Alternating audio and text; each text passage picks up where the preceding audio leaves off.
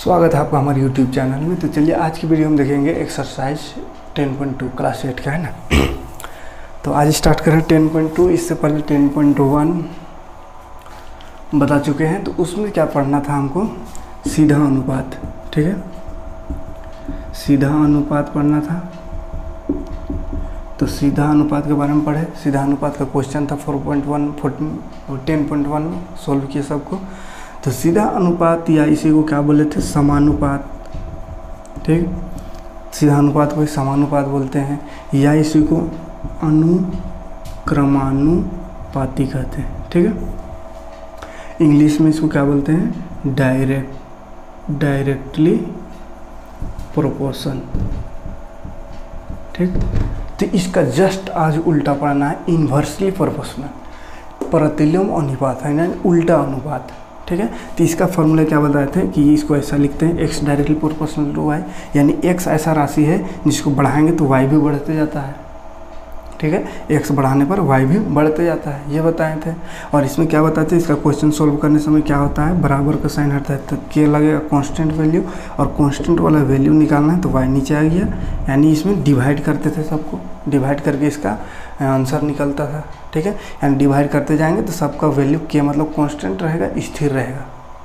ठीक, जैसे एग्जांपल बताए थे कि अगर एक पेन का मूल्य दिया हुआ है 2 रुपया, तो 2 पेन का मूल्य कितना होगा, 4 रुपया। 3 पेन का कितना होगा, 6 रुपया। 4 पेन का कितना होगा, 8 रुपया।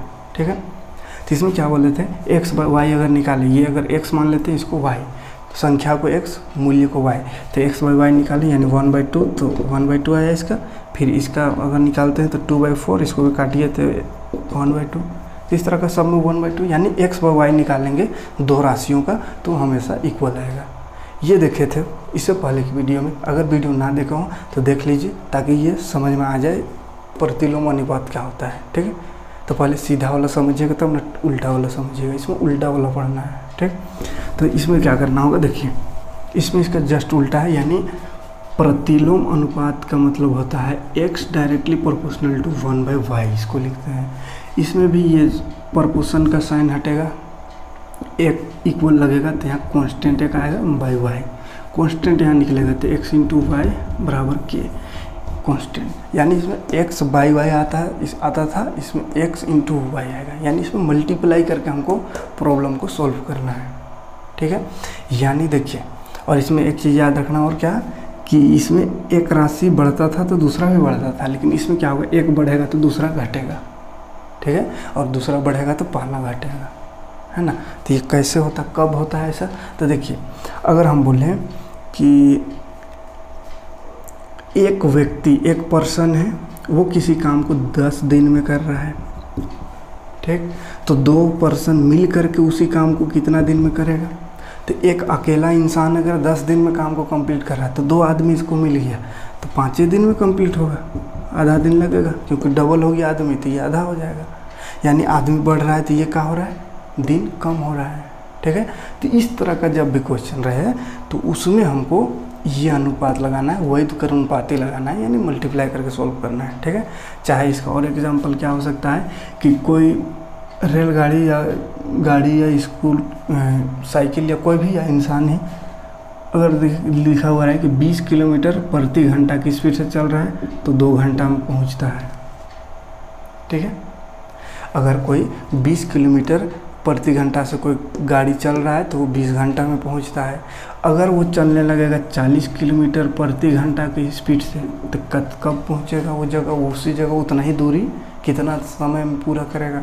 तो 20 किलोमीटर में 2 घंटा लग रहा है तो क्या हुआ, 40 किलोमीटर प्रति घंटा हो गया, यानी स्पीड 2 गुना हो गई, यानी 2 की जगह 1 घंटा में पहुँच जाएगा। ताकि स्पीड बढ़ेगा तो जल्दी पहुँचेगा। यहाँ स्पीड कम था तो 2 घंटा लगा, स्पीड 2 गुना हो गया, माने 2 गुना कम, यानी आधा 1 घंटा में पहुँच जाएगा। ठीक है, तो इस तरह से होता है, एक बढ़ेगा तो दूसरा घटेगा। तो इस तरह का क्वेश्चन में हम इसका उपयोग करेंगे। ठीक है, देखिए जिस तरह इसको डिवाइड करने पर हमेशा के इक्वल आता था, इसी तरह इसको अगर 100 मान के इसको क्या करना, मल्टीप्लाई करके देखिए हमेशा सेम वैल्यू आएगा। जैसे पहला वाला को मल्टीप्लाई करते हैं 1 और 10 है तो 1 गुना 10 क्या होगा, 10। इसको गुना करते हैं तो 2 गुना 5 कितना हो गया, 10। इसी तरह इसमें भी 2 गुना 20 कितना होगा 40, फिर 40 जगह 40, यानी इसमें मल्टीप्लाई करने पर सेम वैल्यू आता है, इसमें डिवाइड करने पर सेम आता था। ठीक है, तो चलिए देखते हैं, क्वेश्चन शुरू करते हैं। बहुत ही आसान है, जिस तरह 10.1 था उसी तरह है, बस उसका उल्टा करना, उसमें डिवाइड करते थे, इसमें मल्टीप्लाई। बहुत ही आसान है, क्वेश्चन देखिए तो क्लियर हो जाएगा। देखिए पहला क्वेश्चन है, जांच कीजिए कि निम्नलिखित सारणी अनुकरणपाती नहीं वैध कर्णपाती है नहीं। देखिए पहला क्वेश्चन क्या है, पहला क्वेश्चन है निम्न सारणी में दबाव तथा आयतन के आंकड़े दिए गए हैं, यदि इनमें वैध कर्णपाती का संबंध हो तो सारणी का रिक्त स्थान ज्ञात कीजिए। यानी वैध कर्णपाती है वो पहले दे दिया है, वैध कर्णपाती यानी उल्टा प्रतिलोम अनुपात है, ये पहले है बता दिया है। तो हमको कुछ डेटा दिया हुआ है इस तरह का टेबल में, उसको फाइंड करना है। देखिए क्या क्या दिया हुआ है, 50, 12, 60, y1, x1, 8, 100, y1, x2, 4, ये दिया हुआ है। ठीक है, हमको यहाँ का जो अननोन वैल्यू है उसको फाइंड करना है। अननोन क्या है इसमें, x1 या y1 है, ये यहाँ x1 या y2 हो गया, y2 यहाँ x2, तो ये सब का हमको वैल्यू फाइंड करना है। ठीक है, अब देखिए वैध कर्णपाती बोला है, वैध कर्णपाती मतलब क्या बताएं कि जितना भी डेटा दिया हुआ है एक्स वाई का, एक्स कुछ भी हो सकता है, वाई भी कुछ भी हो सकता है, तो इसमें क्या चीज़ है, आयतन और दबाव है, तो उससे मतलब नहीं है, बस दो राशि है उससे मतलब है। तो इसको मल्टीप्लाई करने से क्या बोले थे कि सब इक्वल आता है आंसर, सबका आंसर इक्वल आएगा। यानी ये दोनों को मल्टीप्लाई करेंगे 50 × 12 को, तो ये बराबर आएगा किसका, 60 मल्टीप्लाई y1 का। ठीक है, यानी x गुना y1 जो है वो बराबर होगा किसके बराबर, ये सब के बराबर है। तो किसी को भी किसी के बराबर हम लिख सकते हैं, है ना, या इसको ऐसा कर सकते हैं जैसा पिछले एक्सरसाइज में किए थे वैसे, कि ये दोनों बराबर, ये दोनों बराबर, ये दोनों बराबर है किसके, ये वाला के बराबर भी होंगे, तो लिख दीजिए एक ही बार। फिर ये 100 × y2 इसके भी बराबर होंगे, और ये y2 x2 × 4, यानी ये सब आपस में क्या है, बराबर है, इसलिए सबको मल्टीप्लाई करके बीच में बराबर का साइन लगा देना है। ठीक है, उसमें क्या करना था, डिवाइड लगा करके, क्योंकि वो अनुकर्णपाती था, ये है वैध कर्णपाती यानी प्रतिलोम उल्टा अनुपात है, इन्वर्सली प्रोपोर्शनल है, तो इन्वर्सली मल्टीप्लाई होता है, यानी ये सब का मल्टीप्लाई जो करते जाएंगे एक्स वाई का, तो सब इक्वल आएगा, तो लिख दिए इक्वल लगा करके। ठीक है, अब देखिए हमको इस अननोन जो चीज़ दिख रहा है यहाँ पे एक्स वाई जैसा, वो सबको फाइंड करना है। तो देखिए पहले ये दोनों को ले लेते हैं, तो यहाँ से x1 हमको निकल जाएगा, ये y1 निकल जाएगा। कैसे, उसको देखिए 50 × 12 बराबर 60 × y1, क्योंकि दोनों बराबर है तो लिख दिया अलग से इसको बराबर है। तो देखिए बराबर है और ये गुना में है, तो गुना को इधर करेंगे तो क्या होगा, डिवाइड हो जाएगा, तो ये y1 बच जाएगा, y1 ही तो हमको निकालना था। तो देखिए इधर कर दीजिए 50 × 12, ये 60 नीचे आ जाएगा, तो इधर बचिए y1 का वैल्यू निकल लिया। बस इसको अब काटना है, थोड़ा सा 0 0 कट गया, 6 दूनी 12, तो 5 और 2 बच गया, यानी 5 दूनी 10, तो y1 का वैल्यू कितना आ गया, 10। क्लियर है।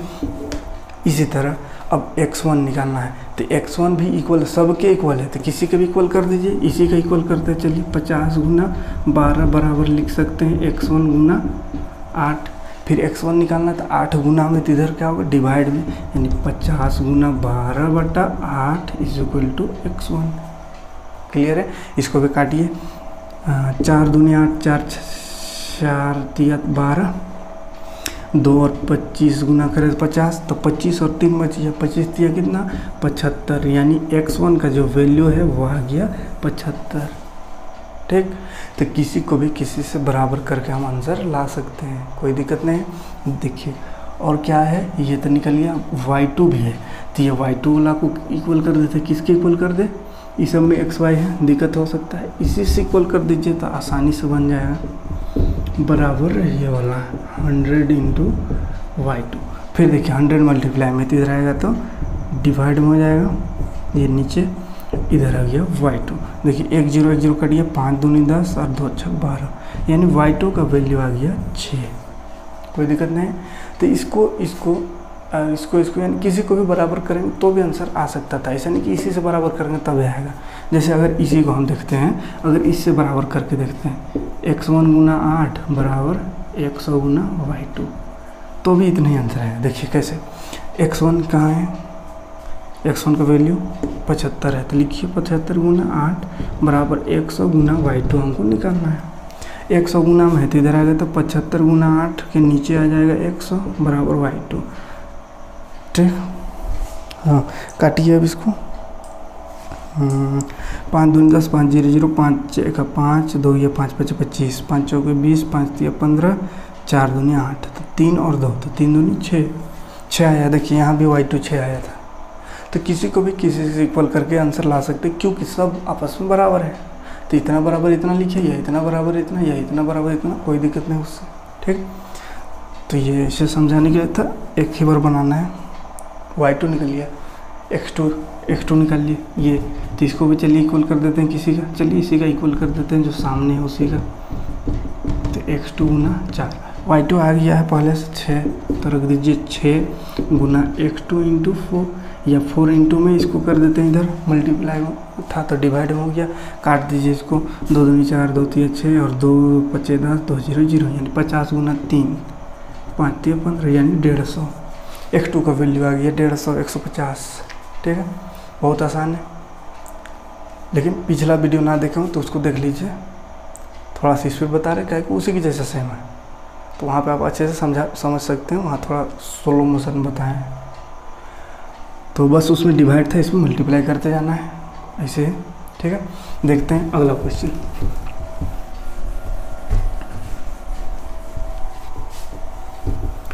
तो इसी का एक और क्वेश्चन है इसी के जैसा, तो वो अपने से आप कर लीजिएगा। देखिए थोड़ा सा समझा दे रहे हैं कैसे है। 40y1 सेम उसी के जैसा है, 20 15 x1 5 और इस तरह का आगे भी दिया हुआ है। ठीक है, तो इसमें भी क्या करना है, पहले तो एक बार लिख लीजिएगा, x1 गुना y1 बराबर 40 गुना y1 बराबर ये 20 गुना 15 बराबर x गुना 5 बराबर इधर आगे जो है उसको भी। ठीक है, एक बार लिख लीजिएगा। उसके बाद देखिए हमको यहाँ पे देखिए x1 का निकालना है, x का निकालना है, यहाँ भी 1 होगा, ये y1 का और ये x1 का निकालना है। ये सब का हमको वैल्यू फाइंड करना है, नहीं दिया हुआ है तो वही इक्वल कर देना है। तो जो पता है दोनों का वैल्यू उससे इक्वल कीजिए तो आसानी से निकल जाता है। तो ये दोनों को पता है तो उससे इक्वल कर दे रहे हैं इसको, ये हमको नहीं है पता, तो 20 गुना 15। देखिए 40 गुना में हो तो उधर जाएगा तो क्या होगा भाग में, यानी 20 गुना 15 बटा 40, 0 0 कटा, 2 दूनी 4, तो कितना आ गया 15 बटा 2 है ना, 15 बटा 2, यानी 15 को 2 से भाग देंगे तो 7.5 आएगा। तो ये आ गया y1 था y2 y1। ठीक, तो इसी तरह आगे भी इक्वल कीजिएगा, जैसे इसको फिर से इक्वल कीजिए इससे तो x1 का निकल जाएगा, उसके आगे भी कुछ x2 y2 भी है तो उसको भी इक्वल करिए, इससे आ जाएगा, कोई दिक्कत नहीं, सिंपल सा है, छोड़ दे रहे हैं, बना लीजिएगा इसको पूरा। हम देखते हैं तीसरा क्वेश्चन, वर्ड प्रॉब्लम है। हाँ, तीसरा नंबर बोला है, एक कार को 120 किलोमीटर की दूरी तय करने में 9 लीटर तेल की आवश्यकता होती है। 120 किलोमीटर तय करने में 9 लीटर पेट्रोल लगता है, यानी दूरी दिया हुआ है और ये क्या पेट्रोल दिया हुआ, कितना लगेगा, कितना लगता है। ठीक है, तो बोला है 360 किलोमीटर, यानी किलोमीटर वाला लाइन में लिखेंगे 360 किलोमीटर में ये कितना पेट्रोल लगेगा, तो इसको x मान लेते हैं। चलिए अब देखिए क्या बताए थे, पहले समझ लीजिएगा क्वेश्चन को कि एक का बढ़ने से दूसरा घट रहा है कि बढ़ रहा है। अगर एक के बढ़ने से दूसरा राशि भी बढ़ रहा है तो उसको सीधा अनुपात कहते हैं, वो डिवाइड में सोल्व होता है, डिवाइड करके। और अगर एक के बढ़ने से दूसरा घट रहा है तो वो उल्टा अनुपात होता है, जिसमें क्या होता है मल्टीप्लाई होता है, गुना होता है ना। अब इसमें देखिए क्या रहा है, 120 किलोमीटर में अगर 9 लीटर पेट्रोल जल रहा है तो यहाँ पेट्रोल जलने की बात हो रही, पेट्रोल की बात हो रही, तो पेट्रोल तो जितना दूर जाएंगे उतना अधिक पेट्रोल लगेगा। तो 120 किलोमीटर में अगर 9 लीटर पेट्रोल लगा तो 360 किलोमीटर जाना है, तो जाहिर सी बात है 9 लीटर से ज़्यादा ही पेट्रोल लगेगा। यानी देखिए किलोमीटर भी बढ़ रहा है 120 से 360 में, यानी किलोमीटर भी बढ़ रहा है और इधर पेट्रोल भी बढ़ रहा है, यानी एक के बढ़ने से दूसरा राशि भी बढ़ रहा है। मतलब क्या, ये सीधा अनुपात है ना। क्या ये सीधा अनुपात, जिसको क्या बोलते हैं, अनुक्रमानुपाती। ठीक है, तो यहाँ लिख लेंगे चूंकि यह अनुक्रमानुपाती है, इसीलिए क्या फॉर्मूला लगता है अनुक्रमानुपाती का, x/y है ना। तो x/y निकालेंगे, तो x/y बराबर कांस्टेंट ऐसा करके बना सकते हैं। तो x/y यानी इसको मान लेते हैं x, ये y, यहाँ x1 कर देते हैं, है ना। या y में कुछ भी कर सकते हो, कोई दिक्कत नहीं उससे। तो हमको बस इसको ध्यान रखना है खाली कि अनुक्रमानुपाती है या व्युत्क्रमानुपाती, यानी उल्टा है कि सीधा है।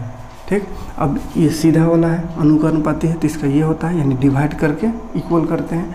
तो देखिए कीजिए डिवाइड, 120/9 हो जाएगा, बराबर कितना, 360/x1। ठीक है, x1 निकालना है, तो x1 डिवाइड में इधर आएगा तो मल्टीप्लाई में 120 गुना मल्टीप्लाई इतना हो गया, 360 है, ये डिवाइड में है, इधर गया तो मल्टीप्लाई बन जाएगा। ठीक, अब देखिए यहाँ पे फिर से मल्टीप्लाई में है, इसको हटाइए क्योंकि हमको तो x1 की वैल्यू चाहिए, तो x1 को रहने दीजिए, बाकी सबको इधर लिख देना है। ये पहले से था और ये नीचे आ जाएगा, काटिए, 0 0 कट गया, 12 तिया 36, तो 9 तिया कितना, 27। तो ये क्या है, x1 लीटर पेट्रोल का बात हो रहा है, तो 27 लीटर, यानी 360 किलोमीटर चलने के लिए 27 लीटर पेट्रोल की आवश्यकता होगी। ठीक, कोई दिक्कत नहीं। देखते हैं अगला क्वेश्चन। तो स्पीड कर रहे हैं क्योंकि बहुत ही आसान क्वेश्चन है, बस शुरू में समझ में आ गया तो सब क्वेश्चन बन जाएगा। एक आध दो क्वेश्चन कर दे रहे हैं, बाकी अपने से कर लीजिएगा। चौथा क्वेश्चन देखिए, एक बैलगाड़ी 12 किलोमीटर प्रति घंटा चाल दिया हुआ है ना, तो लिख देते हैं, चलिए चाल 12 किलोमीटर प्रति घंटा ये दिया हुआ है, 12 किलोमीटर पर आवर है ना। हाँ, तो 12 किलोमीटर प्रति घंटा की चाल से चलकर एक निश्चित दूरी 45 मिनट में पूरी करती है, यानी दूरी दिया हुआ है, अच्छा दूरी नहीं, समय दिया हुआ है, समय कितना, 45 मिनट में पूरा करता है। अगर वो बैलगाड़ी 12 किलोमीटर प्रति घंटा की स्पीड से चल रहा है तो एक दूरी है जिसको 45 मिनट में कवर करता है, पूरा करता है। तो हमको बताना है 20 मिनट में उसी दूरी को पूरा करने के लिए किस चाल से चलना पड़ेगा, यानी ये जो मिनट दिया हुआ है अगर 20, दूरी वही है, बस बोला क्या है कि 45 मिनट का जो रास्ता तय करता था उस रास्ता को अब हमको 20 किलोमीटर में तय करना है। तो स्पीड क्या करना होगा, बढ़ाना होगा, तब ना जल्दी पहुंचेंगे। तो अगर 12 का स्पीड में चल रहा था तो 45 मिनट लगा, हमको 20 मिनट में पहुंचने बोल रहा है, तो क्या करना होगा, स्पीड बढ़ाना होगा। यानी कि देखिए मिनट कम हो रहा है तो स्पीड बढ़ रहा है, मतलब क्या ये व्युत्क्रमानुपाती है। ठीक है, तो अननोन है, इसको मान लेते हैं एक सभी, और ये चूंकि व्युत्क्रमानुपाती है तो व्युत्क्रमानुपाती में क्या होता है, मल्टीप्लाई होता है। तो क्या करेंगे, 12 गुना 45, ये एक्स और वाई वाला को गुना कर देंगे, बराबर इधर जो है x गुना 20। ठीक, x1 निकालना है, x1 मान लेते। ठीक, तो क्या करेंगे, 20 गुना में इधर कर देंगे, तो 12 गुना 45 बटा 20 हो जाएगा, इधर बच गया x1। काटिए इसको, 9 5 9 45, 5 चौक 20, 4 तिया 12, 9 और 3, तो 9 तिया कितना होता है, 27, यानी x1 आ गया 27। तो ये 27 का चीज़ है, चाल, यानी क्या लिखेंगे, किलोमीटर प्रति घंटा, यानी 27 किलोमीटर प्रति घंटा का स्पीड से गाड़ी को चलना होगा, बैलगाड़ी है, तब 20 मिनट में पहुंचेगा। ठीक, पहले 12 किलोमीटर का स्पीड चल रहा था तो 45 मिनट लगेगा, लेकिन 20 मिनट में पहुंचना है तो स्पीड बढ़ाना पड़ेगा, कितना, तो 27 किलोमीटर प्रति घंटा करना होगा। ठीक, तो चलिए, कोई परेशानी नहीं होगा, उम्मीद है कि बहुत ही अच्छा समझ में आ रहा होगा क्योंकि बहुत ही आसान क्वेश्चन है। 5वां नंबर देखते हैं, 20 पंप एक हौज को 12 घंटे में खाली करता है। तो पंप की संख्या दिया हुआ है, ठीक है, पंप की संख्या 20 पंप है, तो समय ले रहा है वो एक हौज या एक टंकी है उसको खाली करने में 12 घंटा। ठीक, तो 20 पंप, यानी समझिए 20 मशीन लगा हुआ है, तो 12 घंटा में वो टंकी खाली हो जाता है। जब 20 पंप लगा हुआ है तो 12 घंटा में खाली होता है।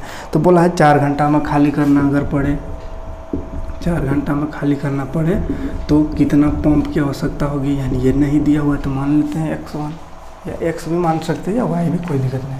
ठीक, तो अब देखिए इसको भी थोड़ा समझ लीजिए कि 20 पंप 12 घंटा लगा रहा है खाली करने में, तो हमको क्या बोला 4 घंटा में खाली कीजिए, यानी समय कम कर दिया।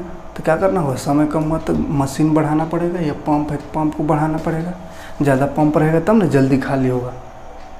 तो ये भी क्या उल्टा है, यानी टाइम कम हो रहा है तो मशीन बढ़ रहा है। तो ये क्या उल्टा मतलब क्या व्युत्क्रमानुपाती है। तो व्युत्क्रमानुपाती में क्या होता है, मल्टीप्लाई होता है दोनों डेटा। तो चलिए मल्टीप्लाई कीजिए 20 को किससे, 12 से, बराबर x1 को 4 से। x1 निकालना है तो 4 को इधर ले आएंगे, तो 20 गुना 12, ये 4 मल्टीप्लाई है तो डिवाइड, तो आ गया x1। ठीक, काट दीजिए, 4 पचे 20, तो 12 पचे कितना 60। x1 का वैल्यू 60 है, मतलब 60 क्या चीज़ है, तो ये पंप की संख्या है ना, तो 60 पंप की ज़रूरत पड़ेगी उसको 4 घंटा में खाली करने के लिए। ठीक, कोई दिक्कत नहीं, तो बना लीजिएगा। आगे का क्वेश्चन सब इसी टाइप का है, सेम टू सेम। देख लेते हैं एक आध क्वेश्चन, अगर अगला अलग टाइप का होगा तो उसको कर देंगे। तो 6 नंबर क्वेश्चन में है कि 150 व्यक्ति एक घर का निर्माण 45 दिन में कर रहा है, तो उसी घर को 18 दिन में बनाने के लिए कितने व्यक्ति की आवश्यकता होगी। तो इसमें भी क्या होगा, व्युत्क्रमानुपाती। क्यों, क्योंकि देखिए दिया हुआ 150 आदमी एक घर को 45 दिन में बनाता है, और उसी घर को अगर 18 दिन में कंप्लीट करना है, यानी 150 आदमी लगा हुआ है काम में, तो 45 दिन लग रहा है घर को कंप्लीट होने में। हमको बोल रहा है 18 दिन में घर को कंप्लीट कीजिए, तो क्या करना होगा, आदमी बढ़ाना होगा, यानी दिन कम हो रहा है तो आदमी बढ़ रहा है, यानी क्या है, व्युत्क्रमानुपाती है। मतलब वही गुना वाला लग जाएगा, इतना गुना 45 बराबर इसको x मान लेंगे, तो x गुना 18, फिर 18 नीचे आ जाएगा, उसको काट पीट कर दीजिए, हो गया आंसर। ठीक, तो बहुत आसान, छोड़ दे रहे हैं। 7वां नंबर देखते हैं, खाने की वस्तु का भंडार 250 व्यक्तियों के लिए, यानी संख्या दिया हुआ 250 व्यक्तियों के लिए जो खाने का भंडार है वो बोल रहा है 6 सप्ताह चलता है, 6 सप्ताह। तो मतलब 250 आदमी अगर खाना को खाता है, कुछ खाने का भंडार है, वहाँ अगर 250 आदमी को खाना खिलाया जाता है तो 6 सप्ताह तक चलता है। तो बोला है अगर वही भंडार 150 आदमी को अगर खाना खिलाए तो कितना सप्ताह तक, कितना दिन तक चलेगा खाना। ठीक, तो देखिए आदमी ज़्यादा था तो 6 सप्ताह चला, मतलब 250 आदमी था तो 6 सप्ताह चला, इसमें 150 आदमी है, यानी 100 आदमी कम हो गया, तो कितना दिन चलेगा, तो इससे ज़्यादा दिन चलेगा। ठीक, 250 खाया तो 6 सप्ताह, तो यहाँ 150 खाएगा तो 6 सप्ताह से ज़्यादा चलेगा, 7 सप्ताह 8 सप्ताह 10 सप्ताह जितना भी चले, यानी ज़्यादा चलेगा। उससे मतलब है हमको खाली कि कम हो रहा है कि ज़्यादा, तो क्या हो रहा है, ज़्यादा हो रहा है। तो ज़्यादा हो रहा है यानी आदमी कम हो रहा है, तो ये बढ़ रहा है, तो क्या है, व्युत्क्रमानुपाती है, एक बढ़ रहा है एक घट रहा है। तो ऐसा जब भी रहेगा तो क्या करेंगे, गुना कर दे, तो 250 गुना 6 कर देंगे, बराबर इधर 150, और यहाँ कुछ नहीं है, इसको y मान लेते हैं या x कुछ भी मान लीजिए, ये गुना में रहेगा, इसको इधर कर दीजिएगा, ऐसा होगा। फिर 0 0 कटेगा, 5 या 15, 5 5 25, 3 2 6, 5 2 10 आया, तो 10 सप्ताह लगेगा। ठीक, चलिए बहुत आसान है, इसको अपने से कर लीजिएगा, बढ़िया से बना लीजिएगा, है ना, इजी है इसलिए स्पीड में कर दे रहे हैं, ऐसा नहीं कि वैसे आप भी रगड़ के छोड़ दीजिएगा, अच्छे से बना लीजिएगा इज्जत से। तो बहुत आसान है, जो थोड़ा रहता है वैसा नहीं समझ जैसे उसको तो एकदम बहुत ही स्लो मोशन में समझाते हैं, लेकिन इसमें बस सब में तो एक ही काम हो रहा है, तो इसलिए थोड़ा स्पीड से बता रहे हैं, तो घबराइएगा नहीं। अगर ना समझ में आया हो तो पहला वीडियो ज़रूर देखिएगा, तो क्लियर समझ में आ जाएगा। इससे पहला 10.1 का फिर वहाँ पे थोड़ा स्लो मोशन में समझा है, क्या को शुरू था, अब आज तो फिर से वही काम हो रहा है यहाँ पे। तो एक ही क्वेश्चन को कितना बताए, और वो भी थोड़ा सा भी अलग रहता तो बताते, लेकिन सब दिख रहे हैं एक ही क्वेश्चन। देखते हैं अगर कोई दूसरा थोड़ा हो। अच्छा 8वां नंबर में क्या बोल रहा है, हाँ 8वां भी तो सेम है। 9 नंबर थोड़ा सा अलग लग रहा है हमको, देखिए थोड़ा सा वही है लेकिन थोड़ा सा। एक ठेकेदार एक पंचायत भवन को 8 महीने में बनाने का ठेका लिया, तो 8 महीना टाइम लिया, 8 मंथ एक काम को करने में। एक भवन निर्माण हो रहा था, उसको बनाने में एक ठेकेदार था, 8 महीना टाइम लिया, ठीक है 8 महीने। तो